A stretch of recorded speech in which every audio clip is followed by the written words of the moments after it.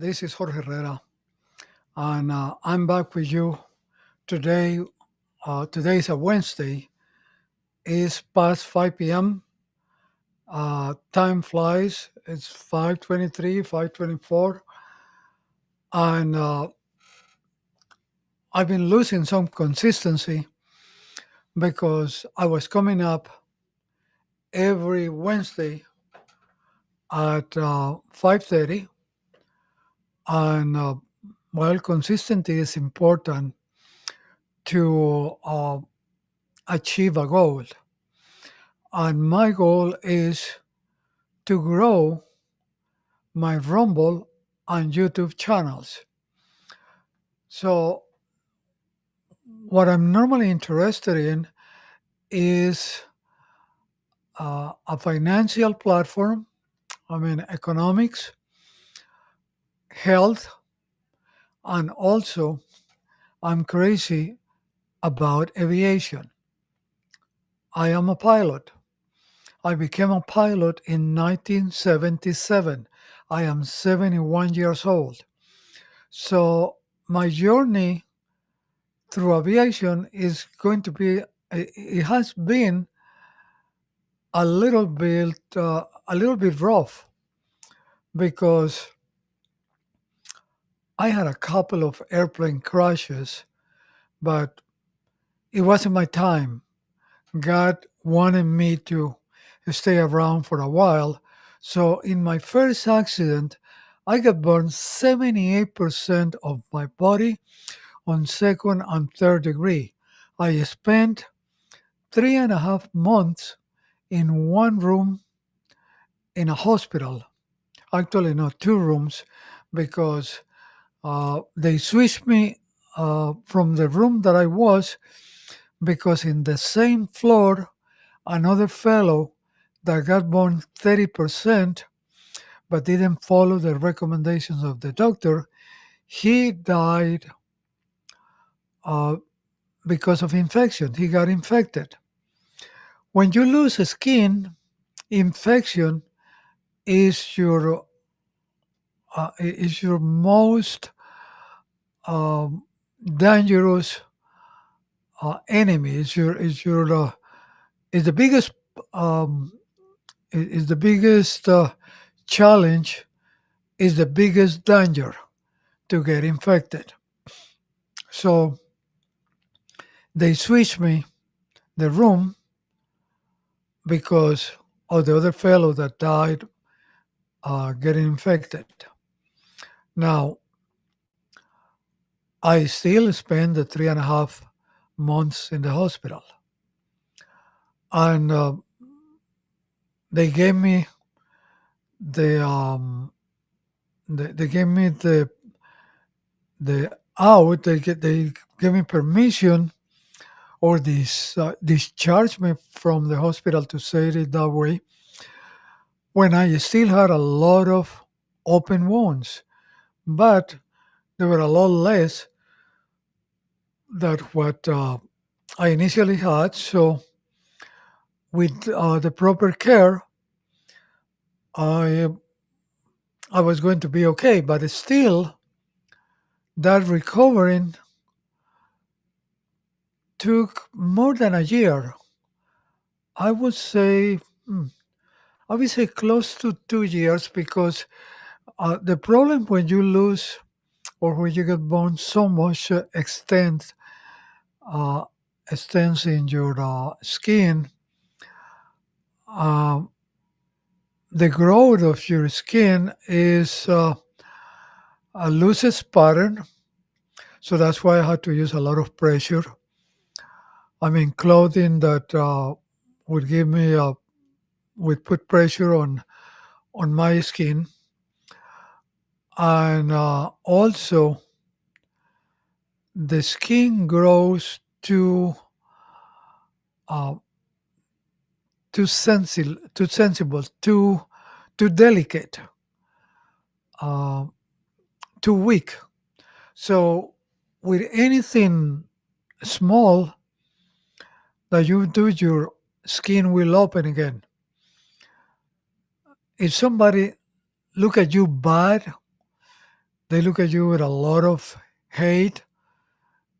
Your your skin will open. So it was about 2 years the recovering, and still I had a very delicate skin.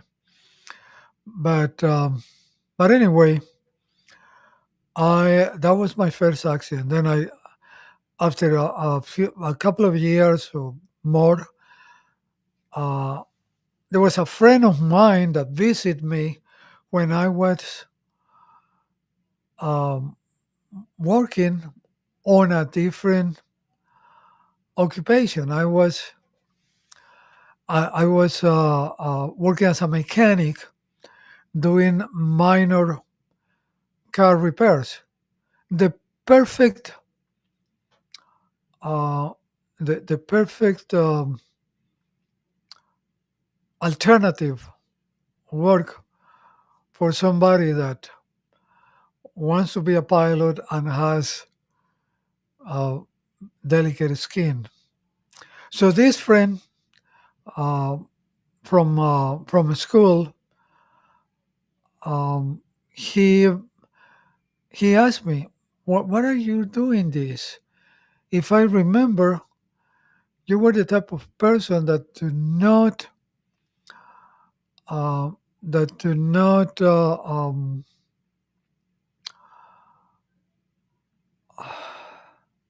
do not give up at the first obstacle." So that got me thinking. And do I love to fly? Yes. So I said, uh, I'm going to fly again. So I went through the process, took more training, and did some applications, and I um, I got hired again to fly. And well, I did it for a while, and then I had another accident. In this one, nothing happened to me. I didn't even scratch a nail.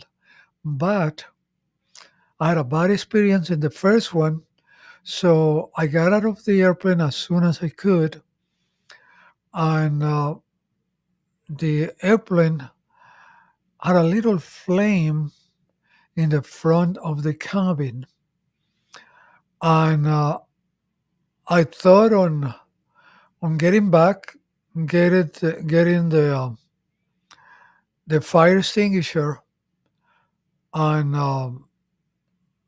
and and and fix that problem, stop that fire. When I went back to the airplane, well, this is an undeveloped country in Colombia. Guess what? The airplane didn't have a fire extinguisher.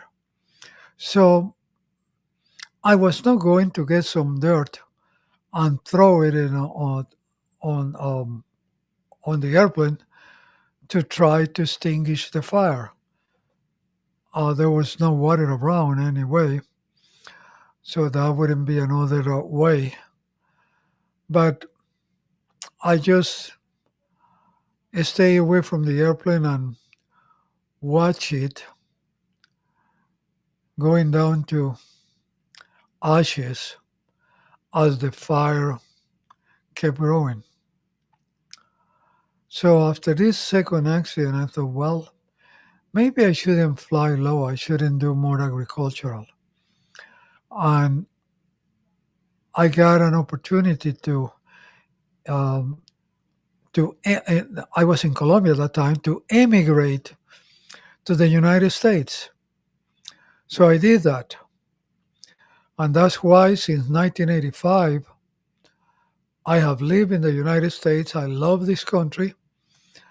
And I did some flying here in the United States, but I flew high, and I flew as a private pilot. I used to rent a Cessna 172, and I flew with friends and family. I went from Opaloca, which was my base in Florida. I went to Key West. I went to Marathon. I went to Ormond Beach, which is a little north of Daytona, Daytona Beach. I also flew to Marco Island. I went to Lakeland, and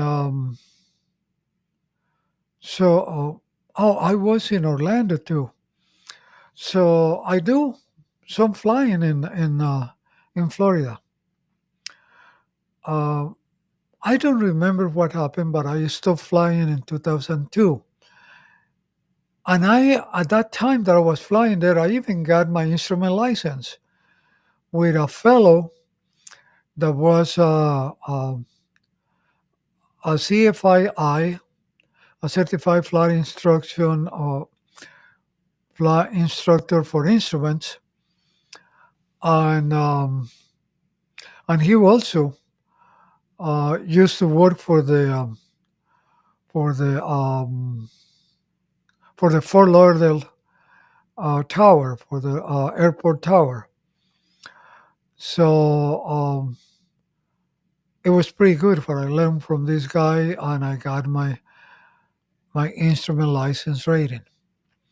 Well, then I don't know what happened, but I stopped flying. Maybe it was that my economy changed, and flying is not cheap. So I stopped flying, and 22 years passed, and in that time I moved to Texas. My paper license from the FAA um, stopped being valid because they switched to a plastic one. So whoever had a paper one and didn't change it within the required time, it will become invalid. The same thing happened in Colombia. They switched from a paper license to a plastic license. Now, what happened in Colombia? I haven't gone back to Colombia for the past 15 years, and that was to visit friends and family, not to deal with any commercial issue or aviation issue. It was only the purpose was just to visit family. So I didn't check with the FAA. I mean, with the Aeronáutica Civil of Colombia, because I didn't go there to do that. I went to visit my family. So last year, the bug to fly stung me again. So I joined the Civil Air Patrol because I learned too late that I could fly with them. Too late, I say, because if I would have learned in Florida, then I probably would have continued flying. Because with the Civil Air Patrol, it's a voluntary organization. You don't get paid, but you are allowed to fly their airplanes at no charge in the collaborating in their missions and also helping cadets to be exposed to their first experiences of flying an airplane. So, and also since that time, since last year that bug stung me, I've been trying to recover my license, but I am struggling because I found a lot of red tape and policy followers. What is a policy follower? a person that look at what is written and don't think. They don't have to think. They just look at what is written and in the policy and they go by that. They cannot analyze uh, a special case or a different case, a unique case, and try to help. They just follow policy. They just look at the rules, and if the rules say that, then they say, well, this is what it is, and I'm sorry. Well, in Colombia, the same as I would say most every country in the world, that most of them belong to the ICAO, which is an international organization of civil aviation. Um, they um, in the rules, um, or or in ICAO, is accepted that your pilot license never expire if you have a medical certificate that shows that you have the capacity, physical, mental, to fly an airplane. And you have to take some flying tests to show that you are flying with safe procedures. So that's the red tape that I found, policy followers. So since I didn't go back to Colombia to deal with any aeronautical issues, and they made a change from paper license to plastic license, then in the records, I am inactive. And inactive could also mean expire. But what do you do to reactivate something that is not active, that is inactive? Well, you take some exams, some uh, flying reviews, some flying checkups. You renew your medical license, and you should be able to get back flying if in the flight in the flight check you show that you are able to fly, that you're able to fly the airplane, and you do it in a safe way. Well, that is being denied to me because of the policy followers. Why? Because they follow the policy of what it says in the rules in Colombia, that my license expired because I didn't renew for the plastic one. But the reason I didn't do that is because I am an American citizen and more an American by time than a Colombian. And I love the United States and I'm happy living in this country. So I will do, and I was doing that, doing following the requirements or trying to uh, check the requirements to get my license back in the United States. Now, I had a license that it was based on my Colombian license. And when I discussed how to regain my pilot certificate, I was told that that was the faster and easier path. So instead of trying to complicate things and start from scratch and do everything, I tried to get um, a verification for of my license in Colombia to use it here with the FAA, so they would issue me a license based on the Colombian license. Now they say that my license expired because I have the paper one, I don't have the plastic one for Colombia. And in Colombia, there are certain requirements also for currency, because in aviation you have to be flying frequently. So I have many years of not flying in Colombia, so maybe that's one of the things that they are following and saying that my license expired. And the other requirement is that I don't have a medical certificate in Colombia, but I send them the information and a picture of my United States medical license.